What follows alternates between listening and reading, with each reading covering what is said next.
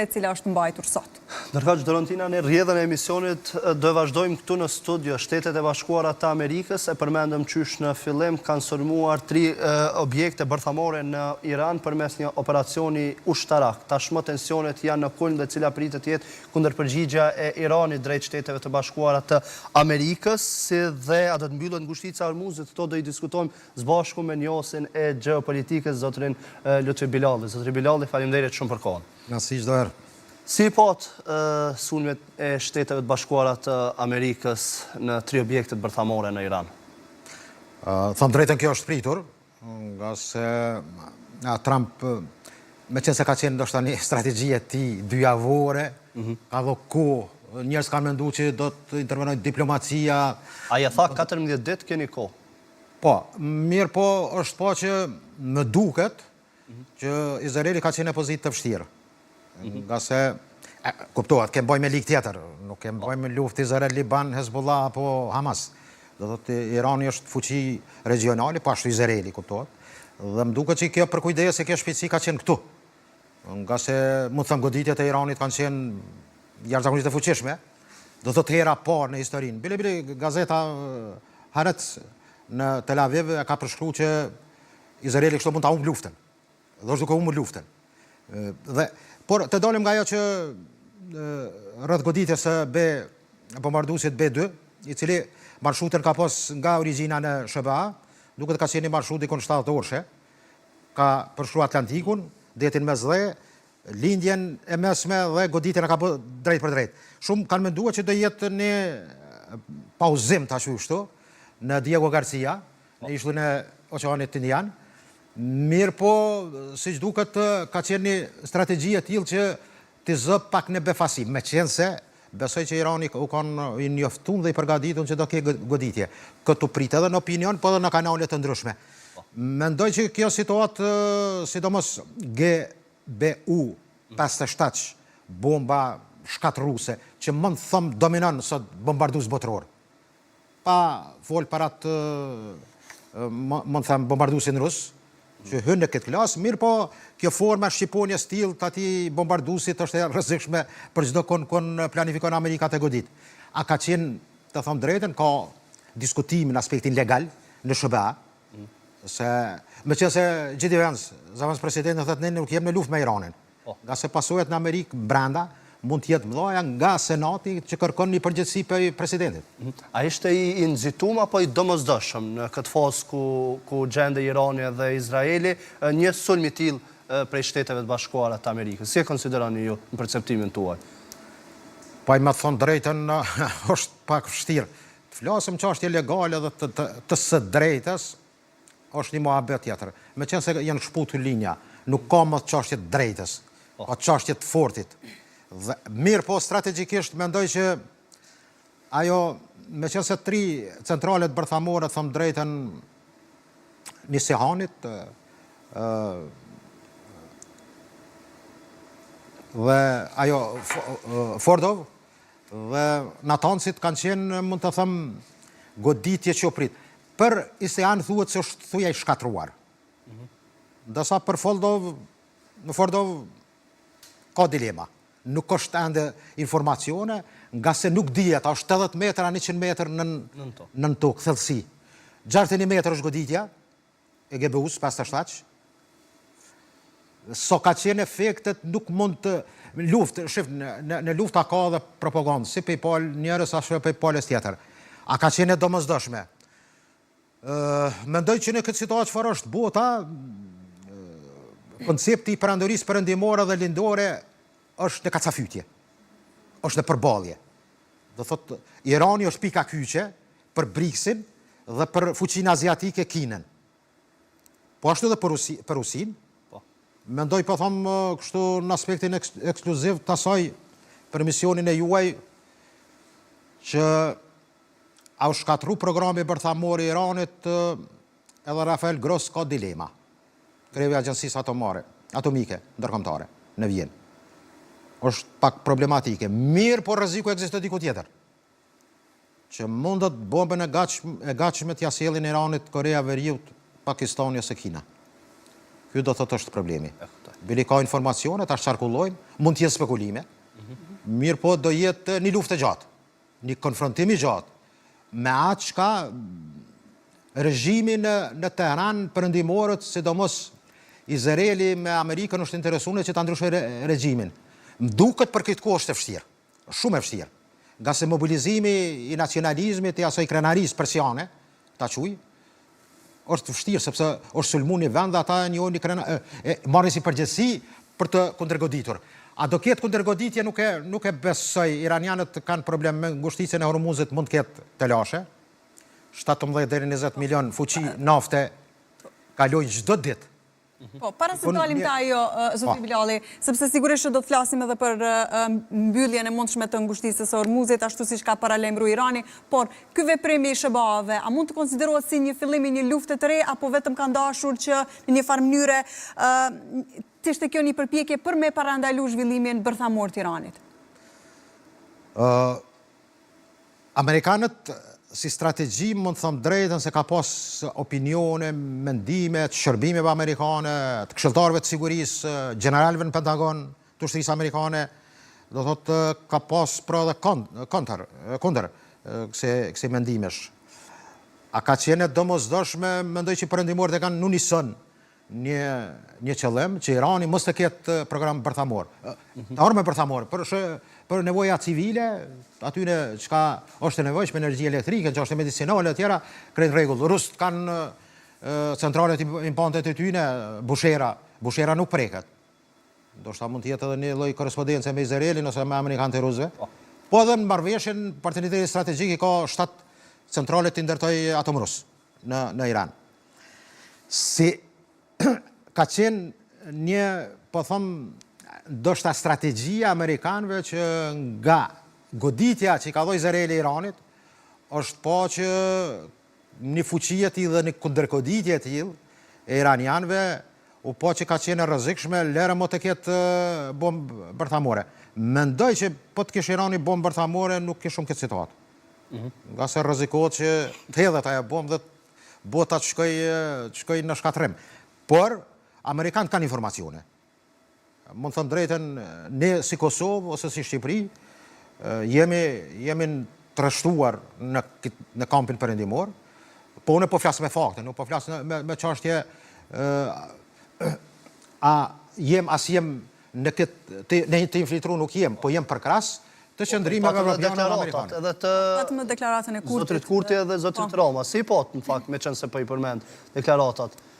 Ishte nevojshme të reagohej, të rreshtojnë këtë situatë? Po, ki rreshtim tash edhe të shumë shteteve, ki shtete që normale kundërshtojnë, ki mund thëmë reagime edhe brenda Amerikës, ki protesta, ki demonstrime, ki senator, republikan, minimalisht janë, por demokrat bukur shumë. Po të më thonë, ki divergjenca të ndryshme në mendime dhe qasja asoj se ka qenë me venda u doshme bombardu apo jo. Por të ne, deklarimet zyrtare edhe të qeverisë Kosovës në detyrë, por edhe të Shqipërisë, të kryeministit shqiptar, nuk ka diçka e re. Do thotë është edhe pritshme. Me qenë se Shqipëria ka një problematik që Hamneje ka quajtur më herët Satan, një vend Satan. Kjo ka qenë më herët. Kjo informat tash postohet, përsëritet, po kjo ka qenë më herët, duket spaku një vjet, 2 ka. Por është me çështjen e Manzës, të kampit të mujahedinëve, 3000 mujahedin, të një lloj opozite, që kanë mujtë qenë të infiltruar dhe të përgatitur që të shkojnë edhe në Iran, para se të filloj lufta. Por, mendoj që Shqipëria nuk rrezikohet me këtë qasje. Shqiptarët e dinat çka ka bërë Amerika për ne dhe është normale që të jenë në këtë krah, thëmë drejtën politika zyrtare. Në opinion kemi mendime të çrëdita kështu në rrjetet sociale, të njerëz apo palës tjetër. Jo, nuk diskutojmë. Ne edhe në studio kemi kësi mendimesh, çrëdita, thëmë drejtën. Do thotë të kalojnë atë sensin e ka njëri humbe dhe logjiken.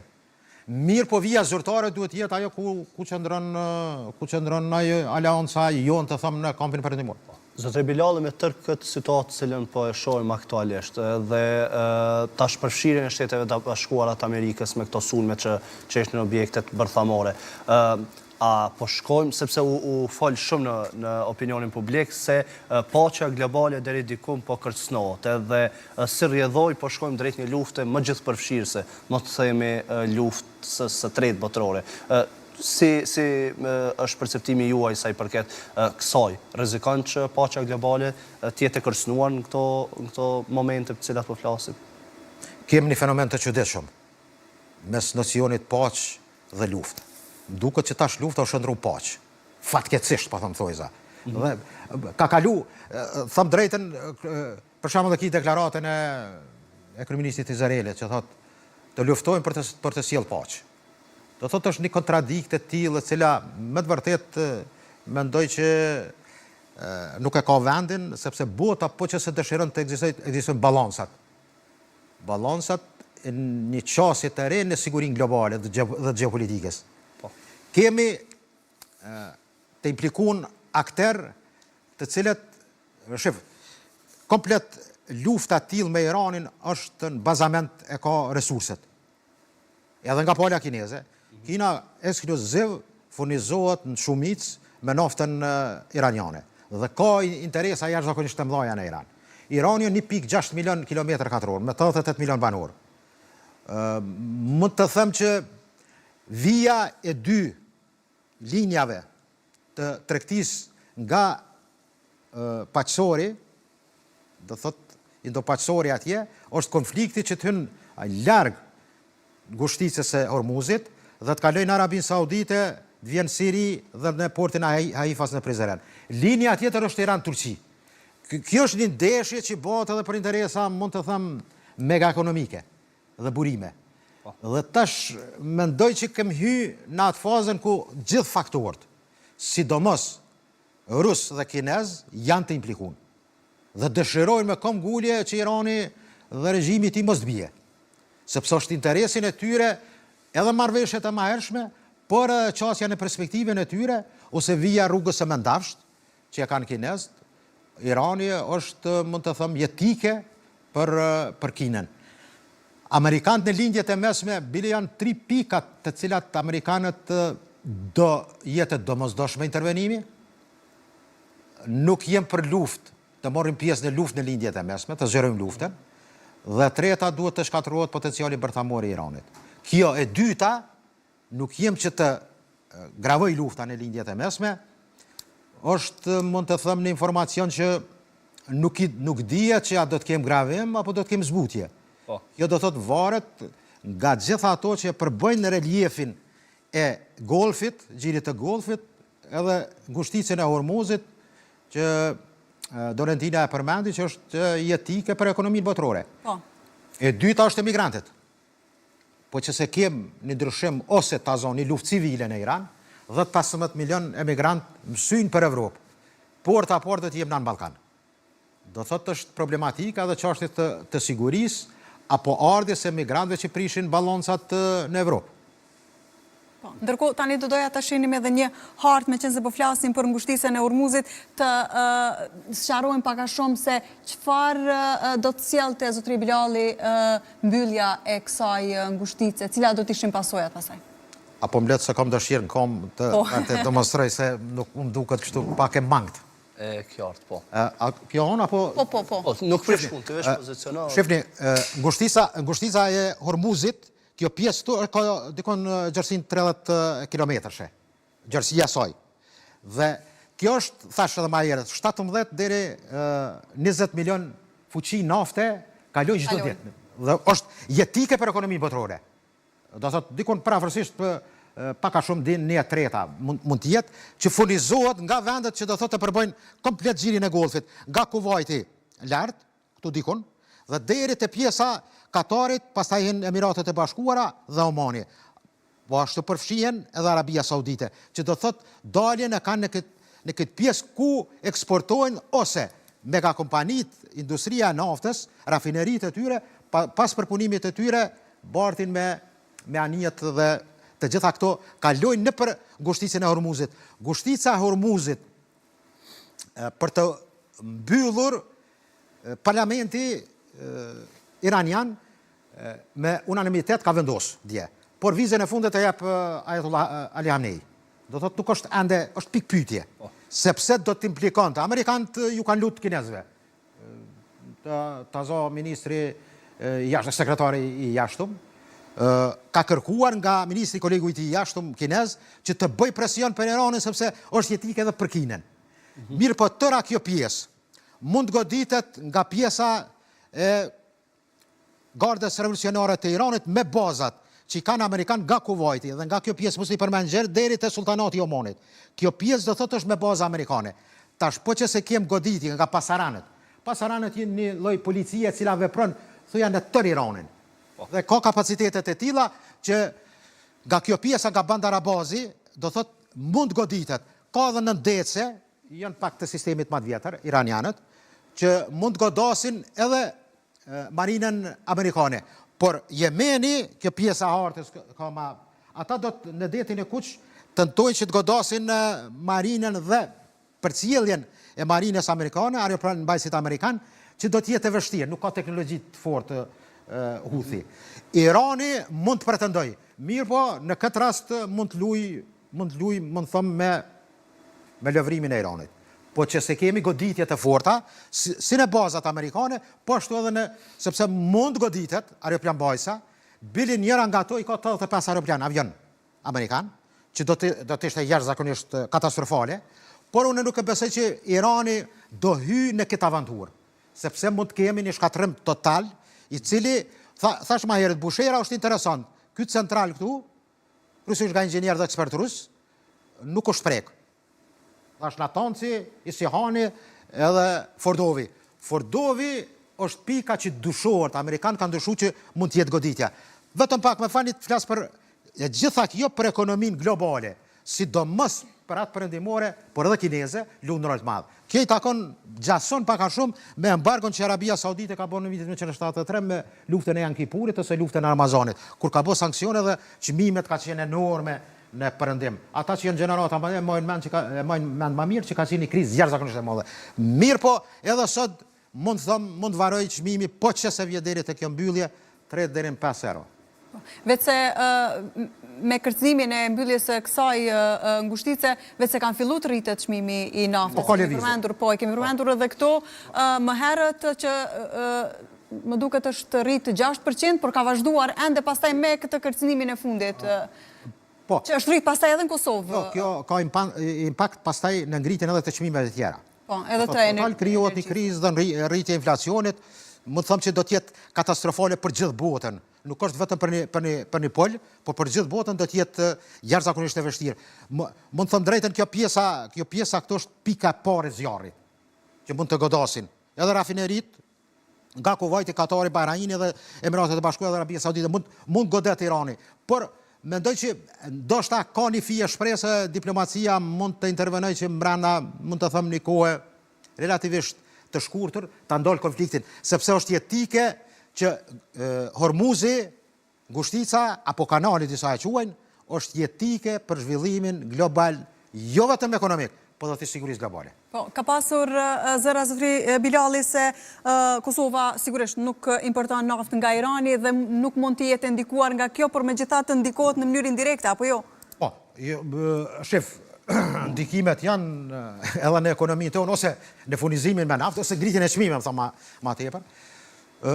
Por kjo Kosovë është që do paguajë qytetari, edhe evropian, por edhe në gjithë botën. Meqense mendoj që mundësia më e mirë është që të bindet. Bindjen e tillë mund ta bëjnë kinezët, sepse kanë interesa të mëdha kinezët. Do të drejtën, do thotë ekskluzive kanë edhe me çmime benefite shumë të lira, të favorshme për Kinën, dhe do të jetë ndoshta pak a shumë edhe goditje për Kinën. Por a do jetë për ne në Ballkan, mendoj që çmimet po, mirë po ne nuk jem aktor që ne mund të psojmë kështu qytetari, kështu që furnizohet dhe gjithë automobilet që i kem, por besoj që do jetë një situatë kur mbrana javës, po them, do ketë një intervenim diplomatik ta quaj kështu. Po, ka pasur thirrje gjatë ditës së djeshme edhe nga Britania e Madhe, Franca dhe Gjermania që i kanë bërë thirrje Iranit për negociata. Mendon që do të pranojë lehtë Irani që të shkojnë në këtë drejtim, pra me diplomaci dhe të mos kundërpërgjigjet në mënyrë ushtarake? Thamë të në Evropian, ose dyshja Unionit kryesor, që është, mund të thamë, ai motori Unionit Evropian, Franca dhe Gjermania, plus dalja Anglisë nga Unioni Evropian, po ka një lidhje dhe, mund të thamë, një bashkëpunim me këtë dy fuqi. Nuk është që mund të jap kontribut madh, mund të thamë drejtën. Nuk është faktor këto tri vende, mirë po në lojë tash janë, mund të thamë, tri fuqit momentale, Amerikanë, Rusë dhe Kinezë. Ata kanë pas një takim Gjenevë të premten, mirë po ka qenë i dështunë, nuk mund. Ndorë këtë situatë, mund të thamë, këtë lëvizje të ardhshme, që përfshin sigurinë dhe tërë geopolitikën botërore, janë tre aktorë. Do thotë ata që janë dy fuqit ekonomike dhe ushtarake, Amerika dhe Kina, dhe fuqia ushtarake Rusia. Këto do t'jetë strombullari kryesor. Sa do t'jenë të angazhuar turqët, këtë rast Erdogani, mendoj që ka korrespondenca, ndonjëherë mbrana 24 orë ka 2 telefonata me Trumpin. Jo, për të zbutur situatën e cila mund të eskalon.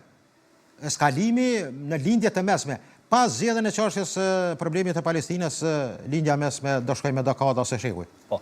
Zotë Bilali, teksa ne po flisim, fakt para se të fillojmë në emision, ishte një lajm pas përfshirjes së Shtetet Bashkuara të Amerikës në tërë këto tensionet mes Iranit edhe Izraelit, udhëheqësi suprem i Iranit ka dërguar ministrin e tij të jashtëm në Moskë gjatë kësaj tëne për t'i kërkuar presidentit Putin më shumë ndihmë nga Rusia pas veprimit madh ushtarak të Shëbasit së kundër Republikës Islamike që prej revolucionit vitin 1979 gjatë kësaj fundjavë.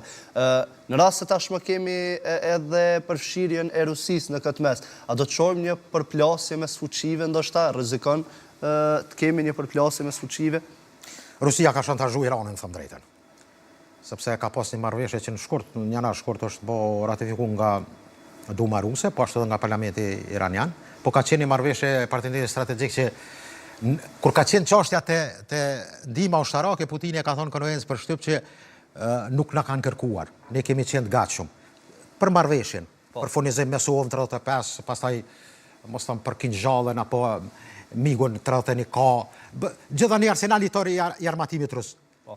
Ose, mund të thëmë, edhe raketat hipersonike. Me qenë se Irani ka raketat hipersonike, sidomos Segjilin dhe Kabar-4-shin, që janë tregu jashtëzakonisht efikase. Kjo ka qenë një trek.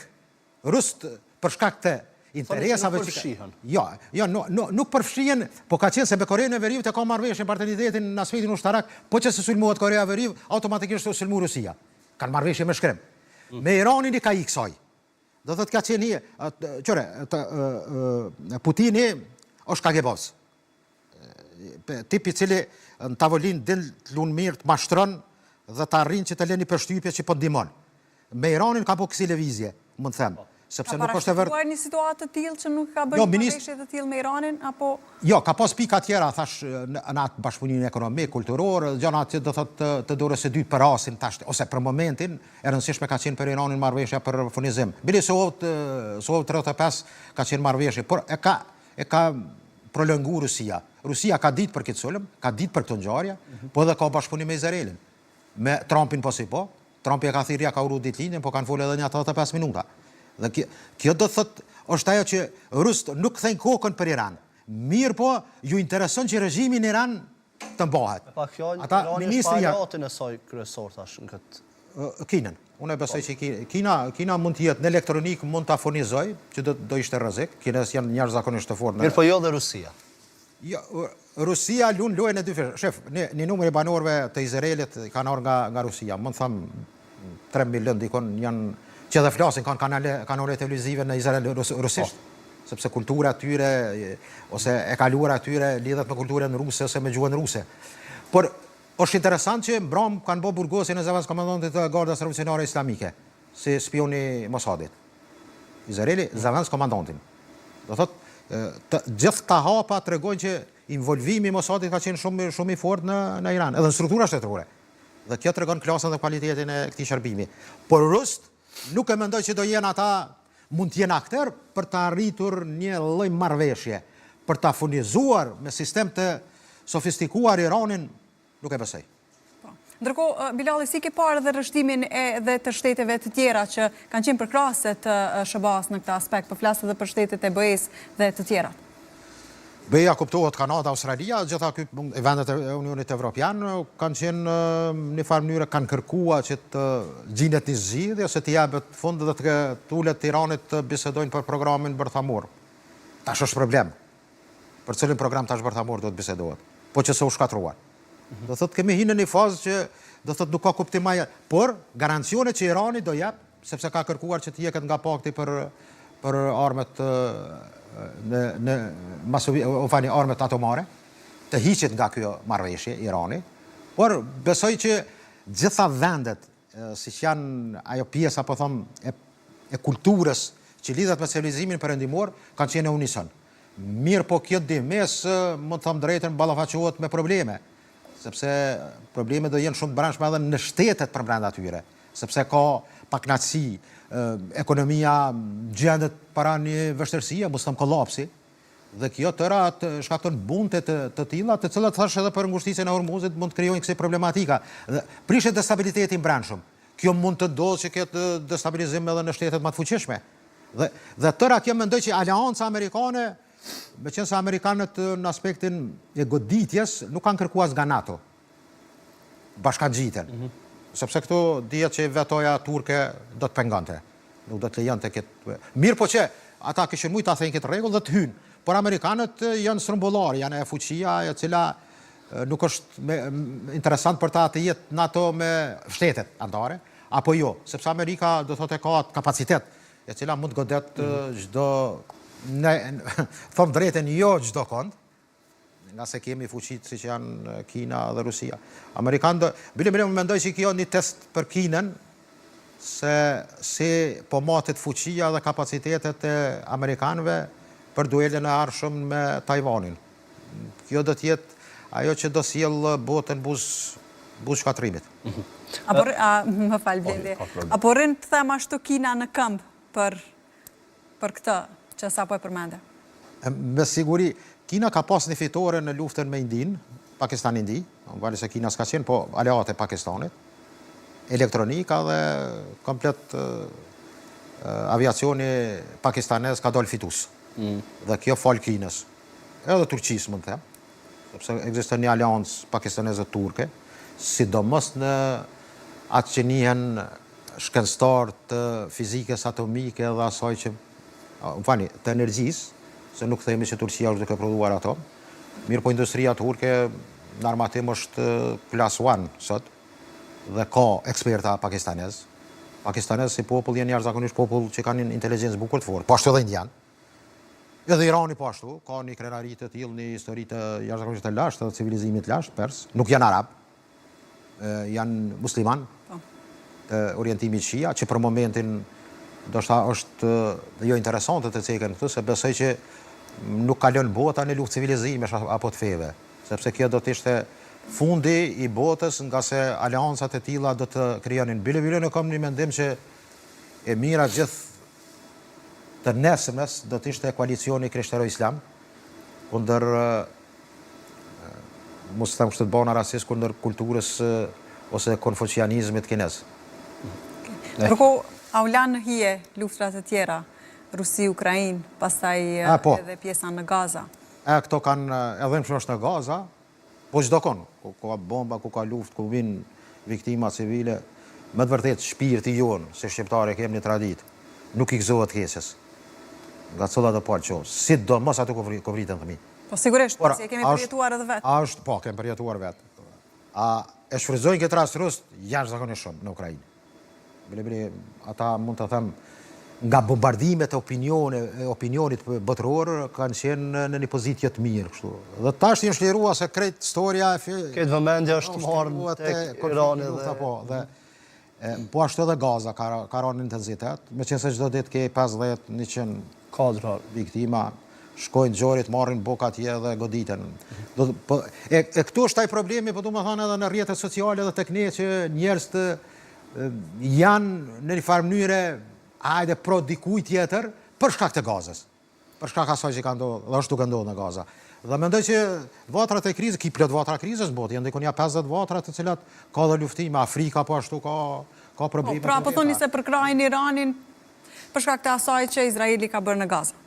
Po, mendoj, qërë opinioni, sentimenti njerëzve, me atë që po ka ndodhë, s'është 20-23.000 fëmijë mbyten, para mendoj një qytet, dikon mundet me pas 20.000 banor. Edhe që duken, biljeta jo fëmijë. Mirë po, kjo po thomë që do jetë problemi që ndoshta do kemi një lloj përgjegjësie edhe të Izraelit, që të bjerë në fund në konkludim që po qëse dëshirën të jetoj në bashkëpunim dhe harmoni me popullin arab në këtë rast, po dhe malar turë dhe persian, atër duhet të ketë një koexistencë dhe një pajtim që të arrijet marrëveshja për dy shtete, Palestinë dhe Izrael. Zotri Bilal, me qënë se jemi drejt fundit kësaj pjese, si shini të ardhmen e këtij konflikti? A ka një dritë në fund tunelit për një zgjidhje patësore? Sa shpejt mundet me ardhë zgjidhje? Pasi po shoh panik edhe në publik, ka panik për një luftë të tretë. Për një luftë më gjithë përfshirë, se cila do të mund të po. Sa shpejt mund të vinë një zgjidhje apo një, po them, përfshirje në negociata të Iranit? Po kem pas deklarata shokuese për shembull, do provoni Hiroshima dhe Nagasakun. Një farë mënyrë ka qenë ai ultra ekstremi në qeverinë e Izraelit, viri, por mendoj me keqja duhet larguar dhe këtë angazhman duhet ta marrin të gjithë, sidomos ata që janë me influencë të fuqive të mëdha. Ne bëjmë fjalë për ata që e udhëheqin botën, mund të them. I kanë, si të them drejtën, ato mjetet, levin më të fuqishëm që ata mund ta binë paqen, por mund ta shkatrojnë botën. Unë mendoj që do ketë koka të mendshme që të mos shkatrohet bota. Besoj që kjo një shenjë, kanë drejt opinioni, unë nuk e besoj që do kem krizë atomare, ose goditje atomare, sepse nuk vlen aja për askon. Është aja fjala Osakukës, të kalli vetën farojt, do thot, asoj legjendes tonë patriotit, mund të them, një qendrësarit furishëm atje në kullën e Vraninës, me Malezez. Por, do ketë, besoj, gjatë kësaj jave, një lloj, mund të them, shtensionimi, apo gjdetanti, të asaj që bota ka nevojë sot që të largohet nga ato që mund të, unë i pyeti fort mirë, a mund të gjinet një zgjidhje dhe kur. Kjo mund të arrihet, po që se ka vullnet 3 figurat botërore, që udhëhes sidomos, mendoj që Trumpi është ai që mund ta bind Bibin, që e quaj Netanyahu. Ai tha se tani është koha për paqe, pas lajmërimit që bëri. Po, mirë po që se vazhdohet me kryetësi, goditja të tjetë edhe më ashpër. Do thotë, mirë, këto mund të jenë sepse Trumpi e ka një të mirë. Ndër tjera, që deklaratat e tij nga paradita në pasdite kanë ndryshime, evoluojnë. A është tipi i tillë apo karakteri i tillë, nuk e di. Ne dëshirojmë që të arrihet kjo sa më parë dhe është në interes, mund të them, paramendoni, po që se kem një lloj Hiroshime, rrezatimi mund të vjen edhe te ne. Do thotë është rrezikshme edhe për ne këtu në... Shpresoj që të mos... Por këtë lutëm, kjo janë varianta që njeriu e mendon atë më të keqen, por çdo herë është i përgatitur që njerëzimi ka nevojë, mund të thonë, për një Kennedy 3. George Kennedy, i cili ka arritur që ta ndalë atë krizën e xhirit të derave në konfliktin me Kubën, rreth vendosjes së raketave ruse. Dhe kush e merr këtë rol, mendoj jo koka që kërkojnë shkatërrim dhe humbje të jetës e njerëzve dhe këtë botë ta binë në drejtë që mos të ekzistoj. Por nuk e mendoj, kjo është skenari Kjo është skenari më i keq. Por besoj që do gjendet një... Gjithatë, zoti Bilal, ne të falenderojmë shumë për kohën edhe për gjithat analizat e detajuara cilat i bëm në këto minutat pjesë partë me zi. Ju dhe Dorontine, çdo herë kënaqësi. Faleminderit, kënaqësi edhe për neve çdo herë të kemi në studio. Faleminderit. Ndërkohë